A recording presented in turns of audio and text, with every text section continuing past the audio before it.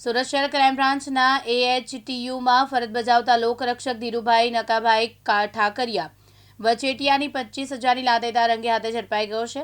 લોકરક્ષક ધીરુભાઈએ જાગૃત નાગરિકને મસાજ પાર્લરનો વ્યવસાય શરૂ કરવા માટે પ્રોત્સાહન આપ્યું. તેમણે આ વ્યવસાય શાંતિપૂર્ણ રીતે ચલાવવા દેવા, પોલીસ દ્વારા કોઈ હેરાનગતિ ન કરવા, કોઈપણ પ્રકારની કાયદેસરની કાર્યવાહી ન કરવાના બદલામાં નાગરિક પાસે 25,000ની લાતની માંગણી કરી.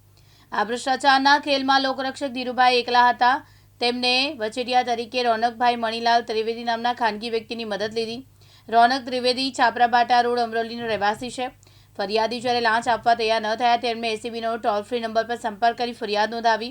ફરિયાદના આધારે વડોદરા એસીબીની ફિલ્ડના પોલીસ ઇન્સ્પેક્ટર AN પ્રજાપતિ તેમની ટીમ દ્વારા સુરતના વરાછા વિસ્તારમાં પોદાર આર્કેડ કોમ્પ્લેક્સ પાસે સ્ટેશન ગરનારા નજીક લાંચનું ઝટકું ગોઠવવામાં આવ્યું. એસીબીની ટીમ સ્થળ પર પહોંચી અને આરોપીને રંગે હાથે પકડવા માટે વ્યૂહરચના તૈયાર કરી. દરમિયાન લોકરક્ષક ધીરુભાઈ ઠાકરિયાના કહેવાથી તેમની મદદગારીથી ખાનગી વ્યક્તિ રોનક ત્રિવેદીએ ફરિયાદી સાથે હેતુલક્ષી વાતચીત કરી. વાતચીતના અંતે રોનકે 25,000ની રકમ સ્વીકારી. જેવી રકમનો સ્વીકાર થયો કે તુરંત જ એસીબીની ટીમે ત્રાટકીને બંને આરોપીને રંગે હાથે ઝડપી લીધા હતા. મુકેશ ગુરવ, દિવ્યાંગ ન્યૂઝ, સુરત.